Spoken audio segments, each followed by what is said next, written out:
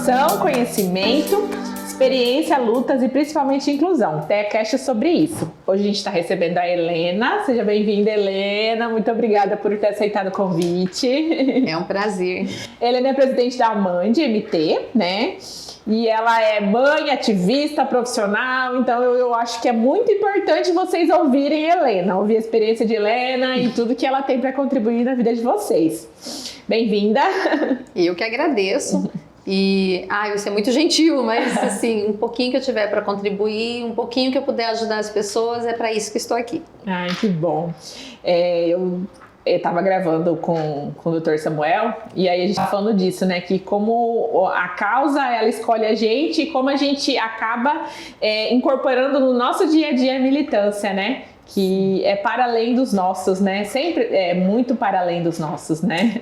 Eu fui escolhida, né, pela causa e eu costumo dizer que cuidar da Isadora é fácil, que é a minha pequena. O difícil é a gente lembrar de quem não tem como cuidar. Então é por isso que a gente continua nessa luta com todas as dificuldades que a gente enfrenta.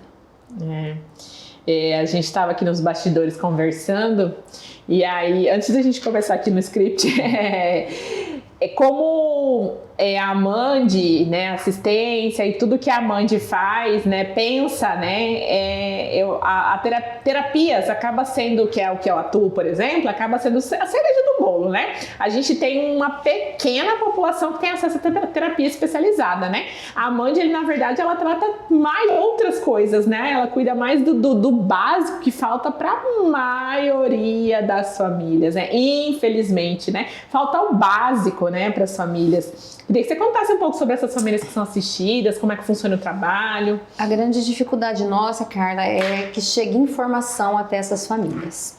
Essas famílias não sabem por onde começar.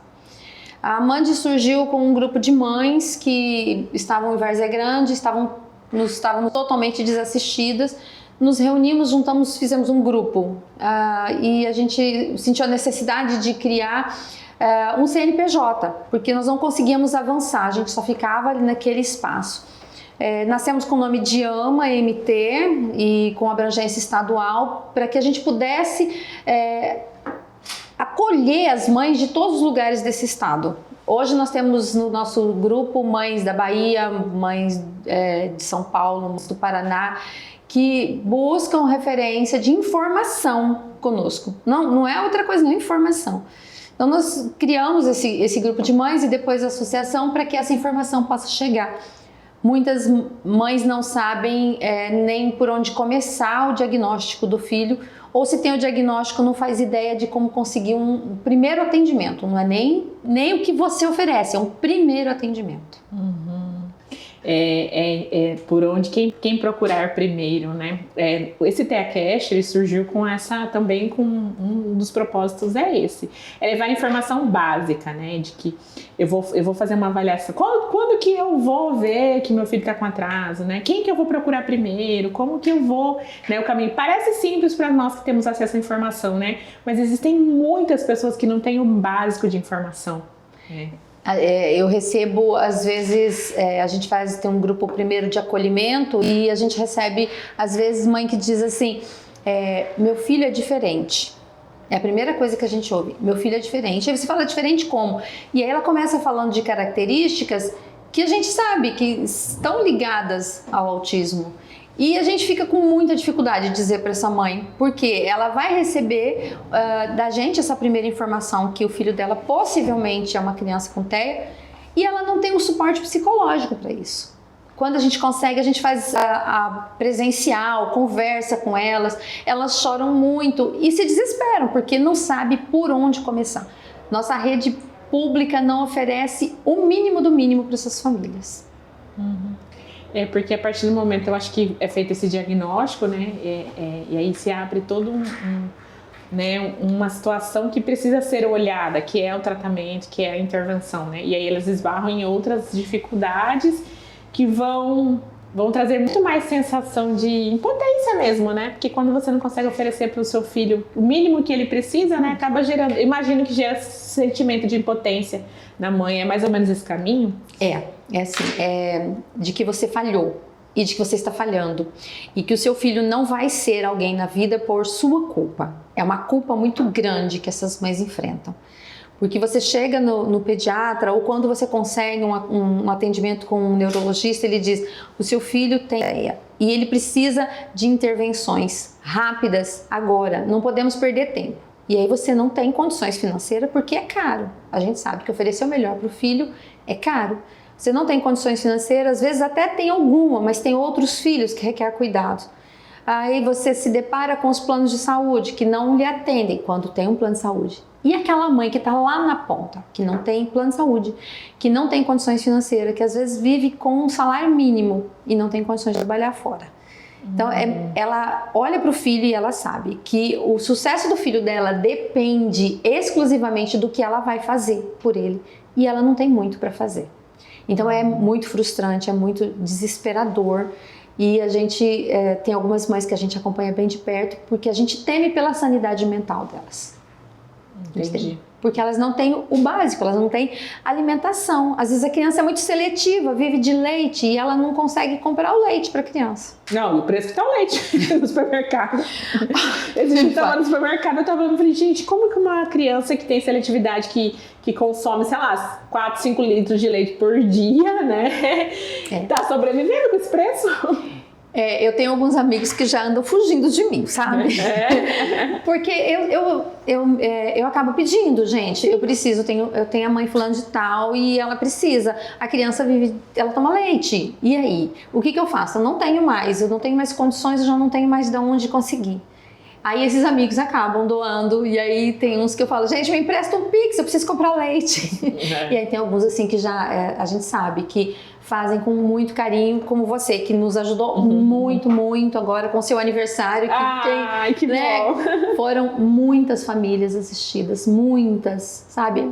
A gente sabe que quando a gente recebe essas doações, acontece um milagre e se multiplicam.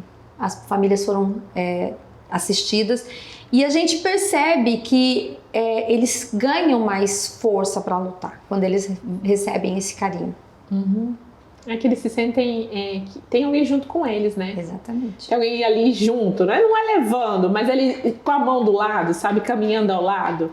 Né? Porque se tem uma ideia um pouco errônea, né? Desse processo de suporte, né? Parece um assistencialismo sem fim, sabe? Não é isso, a gente sabe que não é isso. Sabe que eles precisam do alimento básico para conseguir ter forças para caminhar. E como é que você consegue lutar e sair da sua casa para correr atrás de uma terapia ou de um atendimento se você sabe que você não tem o mínimo para dar de alimento para o seu filho? Você se desespera. Então, essas famílias a gente acompanha bem de perto, elas são selecionadas, não é uma distribuição em massa, não é assistencialismo, são famílias que são cadastradas e a gente acompanha. Tem mês que a gente entra em contato com eles, eles dizem, não, esse mês eu tranquilo, esse mês eu não preciso, e aí a gente então direciona para outra família. Mas tem mês que eles pedem, eles falam, pelo amor de Deus, me socorre. E é a hora que a gente corre atrás dos amigos, dos parceiros. É bem importante isso. Já de antemão, vamos falar o arroba da Mandy, né? Pra quem quiser ajudar, que eu acho super importante. Porque às vezes as pessoas, eu tenho muitos amigos que às vezes eles querem ajudar, mas não sabem como, né? E eu acho que estando em contato, conhecendo mais, eu acho que eles vão conseguir. E a gente consegue alcançar mais famílias, né? Pra isso. Fala pra gente o arroba. @Amandy_MT.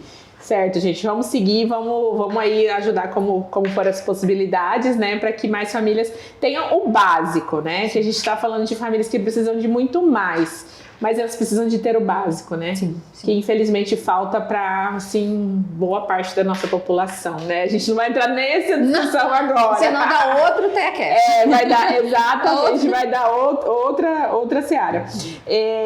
Eu queria que você falasse um pouco da tua experiência de mãe, como é que foi o processo do diagnóstico. Eu sei que você já tinha toda uma luta com relação à dislexia, né, que vinha da Ana, e aí depois chegou a Isa veio como um rapinha do tacho aí, né, e aí a Isa veio ensinar, né, imagino que ela vai ensinar muita coisa pra você. Queria que você contasse um pouco como é que foi a sua trajetória pra entrar nesse universo do autismo, né, E como foi todo esse processo de necessidade? Acho que a militância você já tinha na veia, né? De vida, né? Mas como foi esse processo? Conta um pouquinho pra gente. Acho que isso inspira as pessoas. Eu digo que eu já nasci um ser político. Eu gosto muito de política e a vida inteira militando por várias causas. Primeiro eu tive a Ana, que teve um diagnóstico a princípio de dislexia, mas ela era uma criança, como as outras mães dizem, diferente. E então foi aquela luta a vida inteira por tratamento, mas sem um diagnóstico fechado. Tanto é que a gente só foi conseguir fechar o diagnóstico dela com 18 anos, que foi a reboque da Isadora. Aí Isadora nasceu, a Ana já estava com 15 anos, foi, né, algo assim inesperado. E até próximo dos 2 anos desenvolveu dentro de um padrão de normalidade. Algumas coisas chamavam atenção, mas nada que fosse tão... que nos levasse a pensar no autismo. E aí, por volta de 2 anos, ela teve aquele que eu costumo dizer que foi um apagão. Ela apagou mesmo, ela parou de interagir, ela parou de olhar. E então corremos atrás de terapias. A princípio muito difícil, sentir na pele. E aí, né, falar para as pessoas o quanto você me auxiliou nisso, você e outros profissionais, por conta das dificuldades todas. Você fala, não, eu vou pagar, mas chega uma hora que o seu orçamento não dá mais, não tem mais condições, porque as terapias elas não acabam, elas só vão se intensificando. Até que a gente conseguiu, através de liminar um tratamento para ela, né, de forma adequada, demorou. Então, eu senti na pele as minhas dificuldades e eu ainda tinha todo um suporte familiar, eu tinha uma família que me apoiava, eu tinha um marido que tinha trabalho, eu tinha trabalho, inclusive hoje já estou, né, aposentada, deixo meu trabalho, faço outros, mas esse estou aposentada e eu fiquei pensando, gente, cuidar da Isadora com todas essas minhas dificuldades é fácil. Quando eu comecei a conversar com outras mães e elas diziam que os filhos não tinham o básico, não tinha nada nem perto do que Isadora tinha, aquilo me doía. Eu falava, gente, não é possível. Não é possível que todo mundo tem que passar por isso. Meia dúzia tem condições e o restante não. E aí, então, a gente começou nessa luta e aí juntei com outras mães, com a Andréia, a Patrícia e a Luciana, que nem é mãe de autista, mas tem um filho cadeirante. E aí a gente então se juntou para que a gente pudesse levar um pouquinho de informação e cuidado para essas mães. Aí com a pandemia as coisas mudaram e a gente começou a ver que além de informação e cuidados, eles estavam sofrendo de fome. E a fome é uma coisa que dói neles e mais ainda em mim. E aí, então a gente começou a fazer esse trabalho assistencial também. Exatamente. Eu acho que as coisas elas vão levando para que a gente vai construindo, né, um cenário que vai trazer mais acolhimento, que vai trazer, porque a gente vai doendo e a gente vai encontrando uma forma de acolher, né? Eu acho que esse processo, ele é passado com sensibilidade, né? Então, assim, é extremamente importante a gente não ficar insensível, né? Acho que é um processo que a gente precisa se policiar todo o tempo, né? Eu costumo dizer que, às vezes, o dia a dia e o corre-corre acaba fazendo com que a gente viva numa bolha, né? A gente convive com pessoas que têm acesso a tratamento, né? A gente tem acesso a informação que vai trazer acesso à melhoria, a atendimento digno e de qualidade. A gente hoje tem acesso à informação que a gente consegue trazer técnicas atualizadas do exterior, né? Mas a gente encontra, e se a gente só fica vivendo nessa bolha, a gente não conhece essa outra população, a gente vai ficando cada vez mais distante desse outro grupo que não tem acesso a alimento. Então, quando as pessoas elas vêm perguntar o que as crianças estão precisando, as crianças, né, das associações, eu falei, comida, gente. É o básico, né? Quando eu pensei no aniversário, eu falei, gente, é comida, é básico, né? Então, e aí o Teação que vocês organizaram, que a gente adora participar, ele trouxe vou falar da minha equipe, Florescer e Símbolos. Ela trouxe uma vivência muito importante de sensibilização dos profissionais, porque a gente está tão envolvido na prática, envolvido em estudar, aplicar e o nosso dia a dia conviver com a nossa bolha, que a gente não se atenta às outras necessidades. E aí, quando a gente teve contato com outro grupo, né, que foi esse grupo que nunca teve acesso, porque, por exemplo, eu fui uma das primeiras pessoas que tive resistência a falar, gente, mas não vamos dar diagnóstico esse dia não, nós vamos só olhar, orientar, acolher e tal. Quando eu vi aquele grupo ali de pessoas que 10, 11, 12 anos, 9 ou 8 anos que nunca tiveram uma consulta especializada, e tava claro os sinais ali naquela pessoa. Gente, pelo amor de Deus, as pessoas têm que existir. Sim. Tem que ser número para poder cobrar, né? E então, assim, nossa, eu tive depoimentos incríveis, assim, de profissionais falando, nossa, cara, a gente precisa fazer alguma coisa, a gente precisa...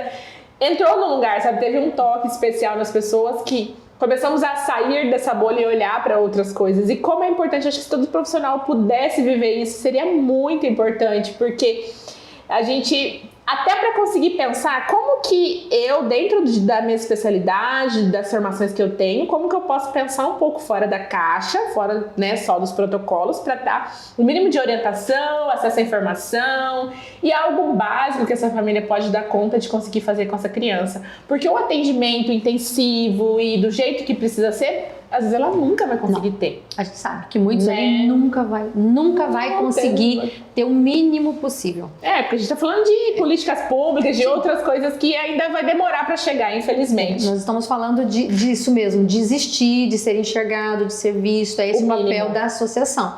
Que as pessoas enxerguem que os autistas existem, que eles não estão mais nos manicômios, que eles não estão mais escondidos dentro de casa, eles estão na rua, na escola, e eles precisam de um lugar. Então, o Teação foi isso, foi levar os profissionais a olhar essas famílias, e a gente sabe que ali tem mãe que nunca chegou perto de uma nutricionista. Nunca teve uma orientação com um psicólogo, nem às vezes eles chegavam ali, ao invés de pedir orientação para as crianças, eles se debulhavam em lágrimas, porque eles precisavam de apoio para eles mais, porque não tem como você cuidar do outro se você está doente. E a nossa preocupação é essa, cuidar de quem cuida, porque não tem como você ser uma boa mãe se você não está se sentindo uma boa pessoa. E você, como psicóloga, acho que pode falar melhor do que eu, né? Eu só posso falar de causa. Se eu não tô bem, como é que eu cuido da minha filha? Não tem como. E aí você vê que o seu filho, aquilo que eu estava falando, o seu filho não tem o mínimo, e você sabe que você é responsável pelo futuro dele. Então, que o futuro dele vai ser de que jeito? Você se pergunta. Eu, com todas as terapias que minha filha faz, eu me pergunto como é que vai ser o futuro dela. Imagina que não tem acesso nenhum. Então, o Teação levou para essas pessoas um alento. Então muitos começaram a buscar mais, a lutar mais, começaram a cobrar mais do poder público que tenha, porque eles viram que é possível, com o mínimo é possível. Exatamente. Então, é importante essas ações, nós já estamos planejando outras. Ai, que bom! Conte com aparecer, símbolos e tudo. Conte com a gente, porque de fato é a informação que vai, a gente estava conversando agora há pouco, é a informação que vai trazer, né, a transformação que a gente precisa, né, para a nossa sociedade. É isso que vocês estão fazendo e apoiando a associação, que são as palestras nas escolas, Samuel com a OAB, você com a Florescer, com a Símbolos, e a Amanda, conforme consegue, a gente vai levando informação. Esse dia eu fui fazer uma palestra numa escola onde os professores não queriam as crianças autistas na sala. Eles se questionavam, por que eu tenho que aceitar essa criança? Como se fosse um direito esse crime, porque é um crime. Então... E aí, quando eu cheguei lá, eu senti uma resistência, mas a gente foi conversando e eles foram entendendo que eles são pessoas como outras qualquer. Eles têm algumas dificuldades, sim, e eles precisam desse acolhimento. E que aluno a gente não escolhe, aluno a gente acolhe. E aí, depois disso, olha, se você vê o tanto que a gente recebeu de feedback, de que eles enxergavam de outra forma, que eles enxergavam aquilo como mais trabalho. E então, isso é importante, porque se dentro da escola, que é o espaço, o primeiro espaço social da criança, ela não é acolhida, como é que ela vai ser acolhida? Eu falo que a primeira oportunidade social da criança é a escola, né? Então, e aí, se lá já estão trabalhando com ela como se ela não pertencesse àquele espaço, né? Como é que vai ser quando ela chegar lá fora, principalmente onde ela precisa se cuidar sozinha, onde ela precisa ir para o mercado de trabalho, se quem está ali para cuidar, ensinar e orientar está recusando a presença dela, imagina lá fora. Exatamente, é uma reflexão bem importante. Eu acho que a gente precisa É como eu falei, acho que a gente precisa dar a mão, sabe? Estar junto, caminhar junto, né? Não é na frente, não é atrás, é caminhando junto, ao lado, para entender que a gente está pensando, que a gente não é detentor do saber, né? Que a gente não está ali para avaliar o trabalho deles, a gente está ali para pensar junto, né? Porque eu acho a escola um ambiente muito rico de oportunidade de aprendizagem, de profissionais que têm vivências muito importantes, né? Se a gente conseguir de fato fazer, né, essa aliança de que a gente tem que fazer junto, que vai ser benefício para todos, eu acho que vai mudar bastante coisa. Eu acredito assim, é uma tomada de outros caminhos que a escola vem fazendo. A gente sabe que demora, não é uma coisa rápida, mas a gente sabe que isso vai dar bom resultado sim. É só a gente ter um pouquinho de paciência e não desistir. Ainda falando não tem jeito, a gente está falando de política, a gente vive política o tempo todo, né? O nosso modelo de educação é muito antigo ainda, né? E aí isso não favorece, né? Não favorece em práticas inclusivas, né? De acordo com a sua formação, Helena, né? Toda a sua experiência, né? Né, você é pedagoga, né? Tem uma vasta experiência aí, né? Na educação inclusiva, né? O que você acha hoje um dos maiores desafios? Quais são as iniciativas que você acha que melhorariam a nossa vida e a vida das nossas crianças na escola? Bom, foram assim, um caminhar longo, né? Comecei a dar aula muito jovem, foram 30 anos de escola. E eu vejo que a escola precisa mudar muita coisa, mas precisa mudar em todos os âmbitos. O que acontece é que quando as informações chegam na escola, elas chegam como leis já definidas, eles pouco ouvem quem está lá na escola. Então, criou-se algumas metodologias de trabalho que favorecem a aprendizagem, principalmente dessas crianças que precisam de um tempo maior para aprender. Seja ela autista ou com uma outra deficiência ou uma síndrome qualquer. Eles precisam de um tempo a mais. Então, criou-se o ciclo que era para favorecer. Só que vem o governo no final do ano ou no final de cada período e mede todo mundo com a mesma régua. Então, não tem como esse trabalho dar resultado se eu tenho que entregar dentro daquele prazo a meta que eles querem. Eles quantificam as crianças por cabeça e não pela dificuldade delas de aprendizado. Então, é difícil para o professor lidar com isso. Você pega uma sala de aula onde você tem inúmeras deficiências, sejam elas deficiências alimentares, sociais, familiares, e você tem que dar conta de tudo aquilo. E ainda vem e coloca ali dentro da sala de aula um aluno autista que precisa de um suporte especializado e que não tem. Por quê? Porque não tem recurso para isso, simples. Então precisa se rever a escola, mas precisa ouvir quem está lá dentro primeiro. Eu não posso baixar uma lei lá no governo federal e aí sanciono e cumpra-se e aí despeja na escola. Então, quando a área de saúde vai para a escola e tenta auxiliar, o professor olha e fala, mais trabalho? Mais trabalho? Então, a gente parte desse convencimento do professor que não, esse trabalho da área da saúde, quando vai para dentro da escola, é para te auxiliar, é para ser menos trabalho. Então, mas até isso a gente precisa convencê-los, porque tudo quando chega é mais trabalho, é mais cobrança, é mais produtividade, é mais... As pessoas não fazem ideia da pressão que vive um professor. Não é à toa que eles estão adoecendo. Uma boa parcela está em desvio de função, está de licença médica, porque é muita cobrança. Então a gente tem como mudar, mas a gente precisa ouvir esse professor e fazer com que ele entenda que a área de saúde aliada à educação só tem como... sabe, essas crianças crescerem de uma forma integral e plena. Enquanto você falava aqui, né, te ouvindo, pensando em algumas coisas, e eu pensava assim, que eu acho que precisa, se as orientações elas já vêm, né, eu acho que talvez seria uma ideia, uma proposta para os nossos governantes aí, para quem pensa, se lá em cima essa rede já funcionasse melhor, né? Sim. A saúde e a educação, por exemplo, se ela se unisse lá nas secretarias, sabe? Lá em cima, sim, né? Se enfim, fosse pensado lá em cima, um pacto entre os secretários, e aí já vi amarrando essas situações, talvez a gente conseguiria um trabalho interdisciplinar um pouco mais claro, para que entenda que cada um tem sua parte, a gente não tá ali, né? Eu tô falando enquanto clínica porque eu sofro muito com isso, a gente não tá ali para invadir espaço de ninguém, para policiar ninguém, a gente tá ali porque a gente tem uma criança, um aluno, uma pessoa que tá recebendo um atendimento por vocês, por nós, e a gente quer fazer um trabalho junto. A gente quer melhorar o seu, o nosso, de todo, principalmente a vida daquela pessoa. Eu não entendo por que faz essa dissociação, né, dos setores. A saúde, educação, assistência social. Não, eu acho que precisava conversar, porque quem está dentro da educação é público da saúde e é público da assistência social. Exatamente. A criança que está lá na escola sofrendo de verminose, ela é um problema da saúde. E ela é um problema da assistência social, porque às vezes na casa dela não tem o básico, não tem uma rede de esgoto, não tem um banheiro. É um problema só. Então, enquanto eles não olharem lá em cima e se entenderem, eles não vão conseguir resolver esse problema aqui embaixo. A gente já vem conversando, principalmente o Várzea Grande, que está dando um pouquinho mais de abertura para a gente conversar sobre isso.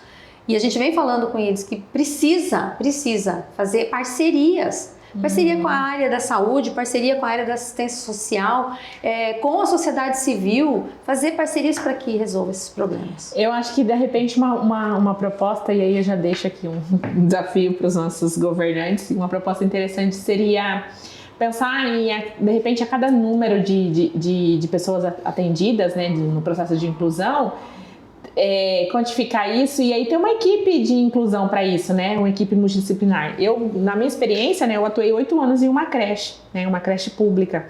E a gente tinha uma equipe, né? Sim. E era uma equipe reduzida, era uma equipe com psicólogo, nutricionista e assistente social. E a gente já conseguia tantas coisas, né? A gente conseguia pensar no PEI, a gente conseguia pensar nas necessidades da criança. A gente tinha uma enfermaria ali dentro, que tinha um técnico de enfermagem, não tinha enfermeiro, mas tinha um técnico de enfermagem que podia pensar nas medicações que as crianças estavam passando e organizar essa parte, acompanhava, a assistente social fazia todo esse acompanhamento de saúde, de atestados, de todos os diagnósticos das crianças. A gente conseguia conversar com as famílias. Nossa, era uma assistência pensando na educação dessa criança, mas de uma forma de entendendo quem é essa criança que está ali. Né? E era assim, era um trabalho muito motivador para os profissionais que estavam ali, porque os professores eles se sentiam amparados. Né? Eu vou ali conversar com a assistente social para contar que hoje aconteceu tal coisa e talvez ela já sabe de alguma coisa, a gente já, não, mas é isso e tal. Ou então a gente antecipadamente já conversava, olha, essa criança está passando por essa situação em casa, ou essa situação de saúde, vamos organizar desse jeito, ou fulaninho chegou diferente hoje e tal. Nossa, era um sistema que funcionava muito bem, tinha as questões, como qualquer lugar de operacionalização, mas era um pouco mais rápido o alcance, não como você manda um ofício hoje, você manda um ofício, volta ofício e vai. Enfim, todas essas questões que a gente vive que infelizmente não ajudam. Se funciona no micro, por que não vai funcionar no macro? É só uma questão de planejamento. Uma questão de se planejar e fazer. O que a gente fez no Tem Ação foi isso, levar saúde, levar educação e levamos um pouquinho da assistência social, porque a gente não conseguiu a adesão da assistência social, mas levamos um pouquinho. Então, é mostrar para eles que se juntar tudo, a gente faz um Brasil melhor, a gente faz uma educação melhor, a gente faz uma saúde melhor. Exatamente. E aí a gente vai conseguir oferecer o mínimo, né? Porque a gente volta nessa questão, a gente está falando de que e aí você, enquanto mãe, sabe que tendo terapia, tendo toda essa vida organizada, né, com o básico, com tudo que a sua criança precisa, você ainda tem um grande desafio, que é entender sobre o quadro, entender sobre, né, o transtorno, tudo que vai acontecendo ao longo do tempo. Imagina que não tem o mínimo, né? Sim. Não consegue nem pensar em outras coisas. Né? Não tem como. Não tem como você falar, eu vou correr atrás de um atendimento se você não tem como pagar a passagem do ônibus. E aí só vai potencializando essa questão do adoecimento, né? A criança vai fazendo com que a família inteira se adoeça. E aí a gente sabe o índice alto que é dos pais que não suportam essa carga e vão embora. E aí agrava mais a situação, porque a mãe fica, além de sozinha, com mais aquele fardo todo para lidar, né? Que às vezes fica com 2, 3 crianças, uma delas com muita dificuldade. Então, eu só queria abrir um parênteses para falar de uma das famílias que foi beneficiada com a cesta básica, que ela é sozinha, ela tem 4 crianças, e a menina dela, que é autista, tá com fogo no quarto. Nossa. Assim, a ponto de pegar fogo na casa toda. Então, eles perderam um pouquinho que tinha, eles ainda perderam. Então, você fala, como, gente, uma pessoa dessa pode pensar em tratamento para o filho? Como é que ela pode pensar em cuidado dos outros? Exatamente. Eu vou garantir o mínimo, né? Vou tentar fazer com que os outros tenham um lugar para dormir junto com ela. Sim, enfim. E aí a gente faz essa rede de apoio, e aí é até incrível porque são mães que têm um pouquinho mais que estão ali no grupo que acabam ajudando. A gente, quando a gente pede ajuda às outras pessoas, muitas pessoas, como você disse, não faz ideia do que os outros vivem. Não, a gente vive numa bolha. Não faz ideia. Infelizmente, muitas pessoas vivem. A gente precisa primeiro tomar consciência disso para sair desse lugar aí de distanciamento, porque existe uma grande população passando necessidade.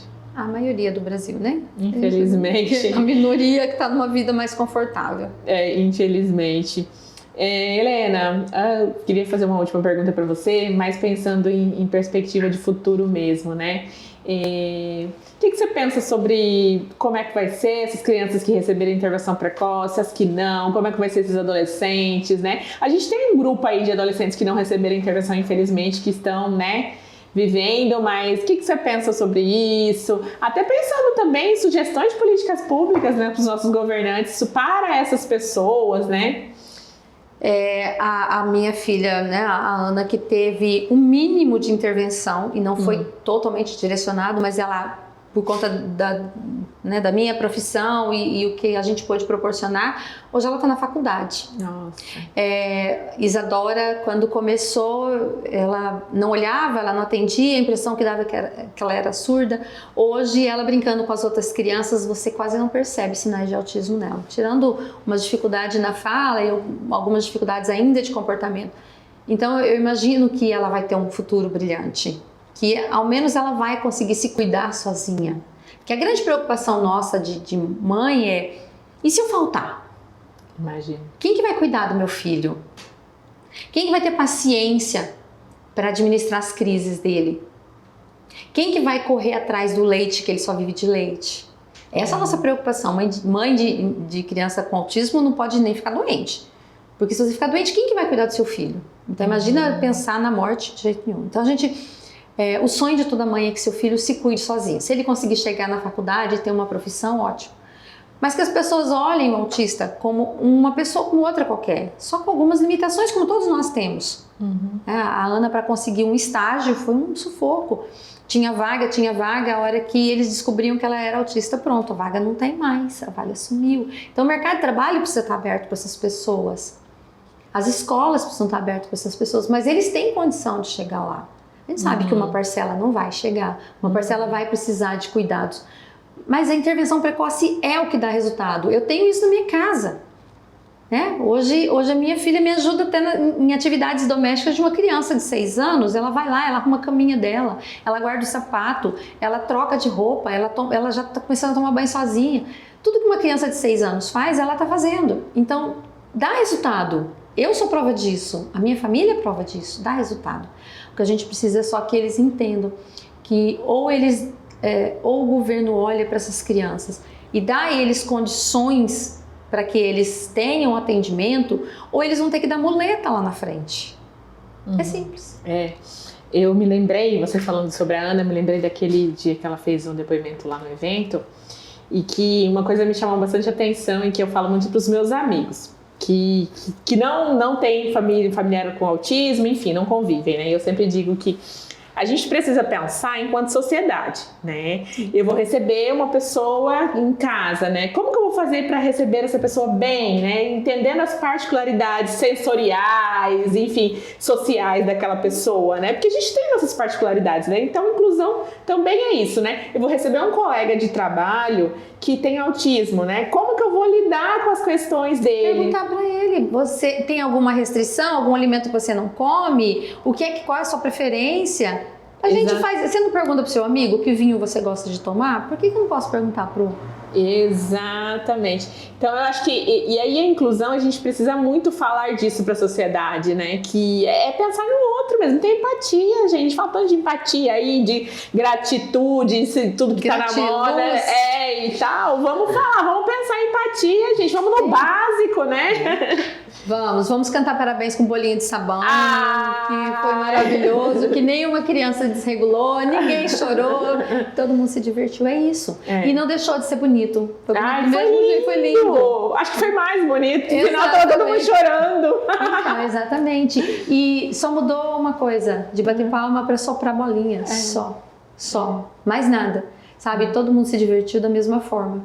É o não cantar parabéns, como foi no aniversário da Isadora, e ela só soprar a vela, e todo mundo entender, é isso, gente, nós somos diferentes, ninguém é igual a ninguém. Chega de padronizar, né? Chega, a gente já cresceu, viveu numa sociedade de tantos padrões, né? Chega. O que é normal?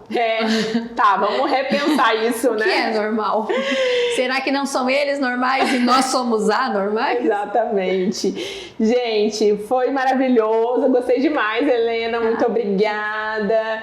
Eu já falei do arroba da Mandy, né? Vamos seguir, né? A Mandy_MT.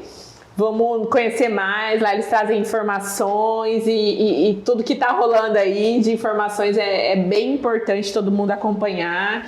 Enfim, e contribuir também, participar. Muito obrigada. Vamos continuar seguindo, vamos curtir o canal, @TeaCast. Para finalizar, eu quero te entregar uma lembrança. Eu acho que você já deve ter acesso a essas pessoas que são mães atípicas, né, que fazem, enfim, trabalham e fazem suas coisas, né? É um chaveiro, uma caneca e uma camiseta. Pega pra mim, gente. Aí, ó, tá em cima. Aqui. Tá. Essa é uma lembrança, tá? Do nosso podcast. Só foi feito por mães. Espero que você goste. Com certeza. Eu já estava namorando a caneca. Que lindo. Obrigada, Carla. Mais uma vez, obrigada pelo convite e conte comigo na luta. Eu agradeço muito, um carinho muito grande por você, pela sua equipe. Eu sempre, quando eu vou falar sobre tratamento, eu falo da Florescer, agora da Símbolo, porque para mim é referência, né? Se hoje eu posso levar minha filha para um parque e ela brincar com as outras crianças, eu posso dizer que vocês fazem parte dessa vitória dela. Então, passe os anos que forem, vocês vão estar sempre lá junto com a gente. Que emoção, obrigada.